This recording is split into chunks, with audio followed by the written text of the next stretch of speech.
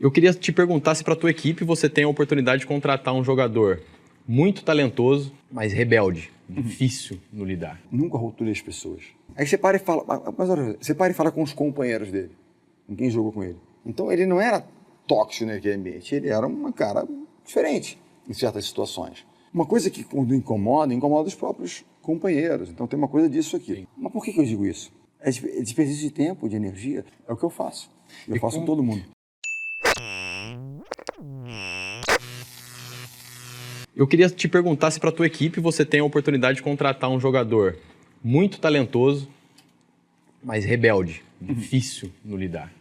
Que é um cara que pode, se não bem administrado, pode ferir alguns dos seus valores. Ou você tem um que nada excepcional, mas que vai ser muito mais fácil para você lidar com ele. Esse é o que chamam, em Harvard, eles chamam esse dilema de desempenho e cultura.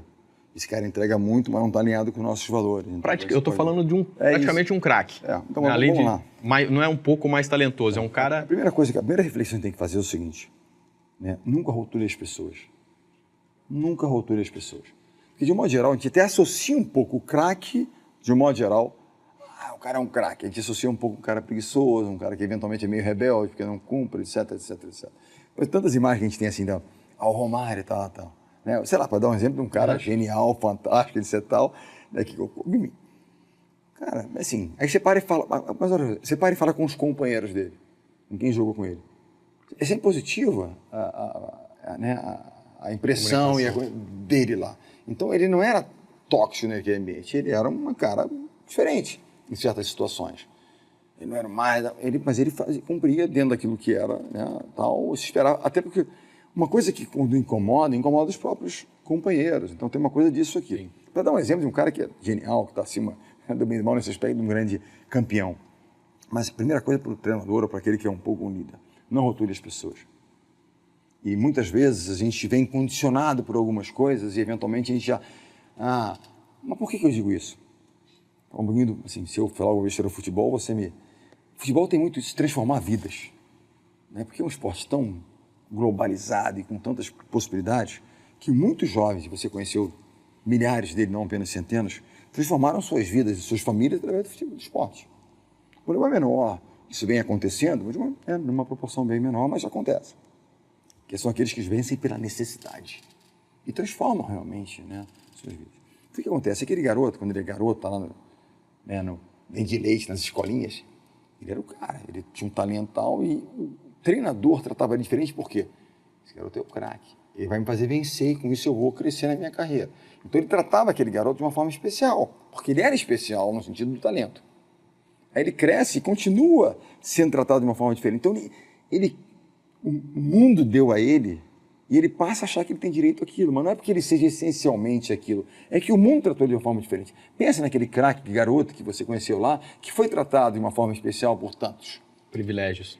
E eventualmente alguns deles deram errado, porque quando ele chega lá em cima tem um monte de talentoso. E se ele não tiver algo mais, que é a determinação, a garra, que eventualmente ele não desenvolveu tanto em função desse tratamento de certos privilégios, ele não consegue se dar tão bem lá. Muitos estão, obviamente, vão e fazem, né, e acontecem e brilham, os outros não. Mas por que eu digo isso? Porque muitas vezes nós cometemos erros imaginando que aquele talentoso, ele é um pouco calma, e a gente nunca tem certeza 100% das nossas decisões. Você veja o caso, no Last Dance lá, o Phil Jackson, como ele consegue lidar com o Dennis Rodman, aquele louco dos cabelos pintados e que tal, sumir, e fez com que ele produzisse para o time nosso campeão. Ou seja, ele não rotulou e fez. Né? A essência dele, ele era um cara diferente, tinha essas coisas, mas era um cara de time, porque ele, pra gente, não fazia pontos, ele só fazia o trabalho sujo. Ele era o cara que só marcava e desarmava todo mundo, pegava rebote para alguém fazer. E ele se dedicou a isso. Isso é uma atitude altruísta. Ele praticamente não tinha bola na mão, o que ele fazia era roubar e dar bola para alguém, pegar o rebote e dar bola para alguém.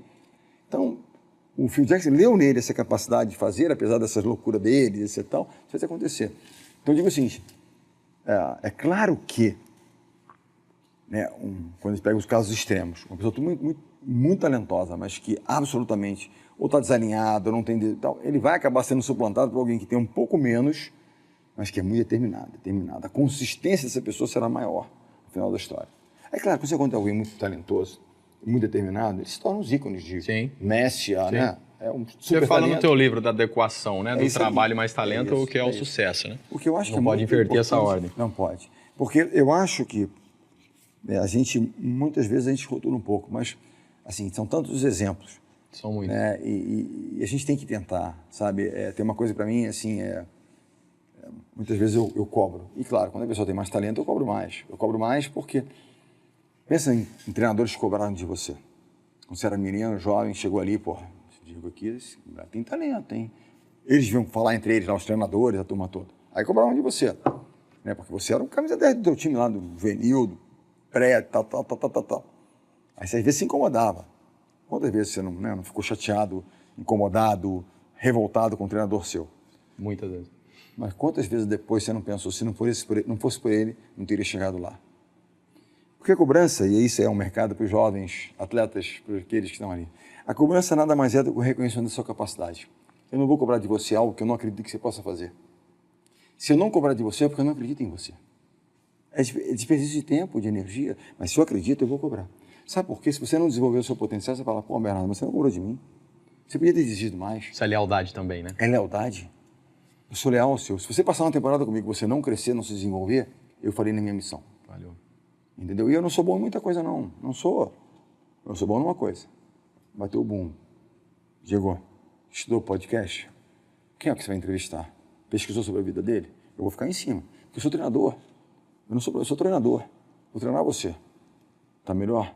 Tá mais fluido no negócio? Tá? Como é que tá? É o que eu faço. Eu faço com todo mundo.